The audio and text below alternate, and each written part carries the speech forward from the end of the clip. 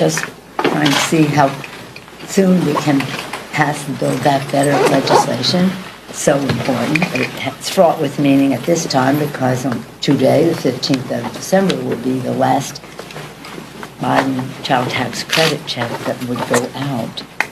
We're hoping that we can have this settled before Christmas, because on December 31st, this expires, and so it's essential.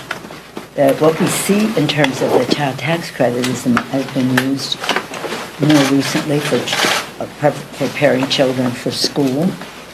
It's been used for food, for rent. It's essentials that the child tax credit has been used. 60 million children benefit, a large number of them off of poverty, coming out of poverty because of the child tax credit. So for this and other reasons, everything to do with children, child care, universal pre-K, affordable, making child care affordable. I guess the best two words to use, Build Back Better. I mean, I've said it's transformative and all that, but the best two words to use are, it lowers cost. It lowers cost of child care, it lowers cost of health care, it lowers cost of food, it lowers cost in so many ways that are essential to America's working families. The very issues that people struggle over the kitchen table to figure out how we're going to pay the bills, the very issues, very frightening things that people have trying to go to sleep at night. How are we going to pay the bills? Well, Build Back Better helps you to do that. We love the fact that it's Build Back Better with women, Build Back Better for the children, Build Back Better for the planet, lowering energy costs.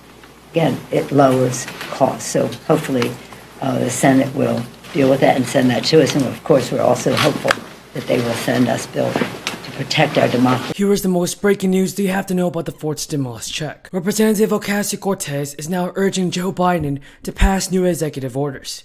And senators also want Biden to send out more relief stimulus checks to Social Security beneficiaries. So be sure to stay until the end of the video to find out the latest stimulus information. Now folks, according to the California Governor Gavin Newsom, there were roughly 800,000 stimulus checks sent out to qualifying California residents this week, as the payments from the second Golden State stimulus begin to hit bank accounts across the state. These payments have been going out to Californians since last week, in what is the second round of stimulus checks from Governor Gavin Newsom's $100 billion budget. It was signed to law late last July. It is estimated that 15.2 million California households, which is around 2/3 of the state's taxpayers, will be able to get the benefits of the $12 billion in stimulus relief funds. Gavin Newsom told reporters, the Golden State stimulus is key to lifting up those who were hit hardest by the crisis and supporting California's economic recovery and putting money directly into the hands of folks who will spend it on basic needs and within their local communities. Now, the Social Security COLA for 2022 could be the highest in decades. However, according to the Senior Citizens League, that increase to monthly checks will not be enough.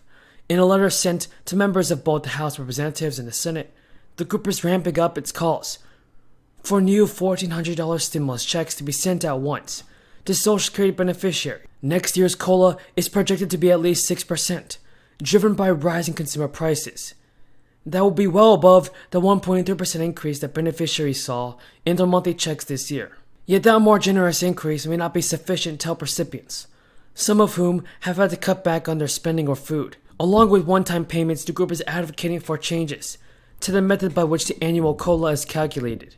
The SSA currently uses the Consumer Price Index to urban wage earners and clerical workers to determine those changes. It tracks spending by those who earn hourly wages or work in clerical jobs. But economists argue that a different measure, the Consumer Price Index for the elderly, would more accurately reflect the cost that seniors face. The Senior Citizens League is also calling for legislation to ensure that Social Security could continue to pay benefits for the next 75 years. The Social Security Trustee's annual report recently showed that the combined trust funds used to pay retirement and disability benefits will be depleted in 2034, at which point only 78% of promised benefits will be payable. Plans proposed by President Biden during his election campaign and by certain members of Congress include similar goals. Chuck Schumer and Alexandria Ocasio-Cortez are urging Biden's administration to extend the federal student loan pause beyond its January 22 expiration date. And amid uncertainty surrounding the ongoing crisis, Democrats cite a new student debt crisis Senate survey, finding that 9 in 10 fully employed borrowers are not financially secure enough to begin making student loan payments in February. Schumer told reporters, if we don't extend a pause on payments, then the horrendous interest will pile up at a time when too many are still not financially prepared to shoulder a giant monthly bill.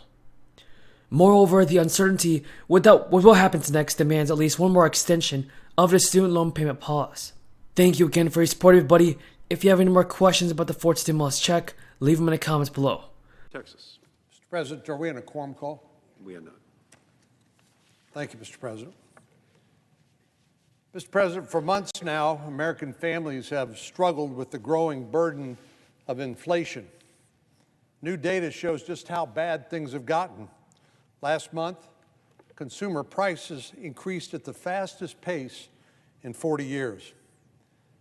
Now, I'd like to take a little walk down memory lane, Mr. President. The last time the American people endured price spikes like this, "Eye of the Tiger" was one of the top songs on the radio. I'm sure the senator from Delaware remembers that very well.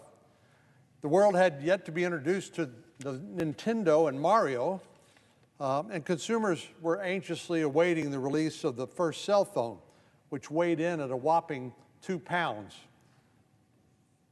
I remember those unwieldy telephones well.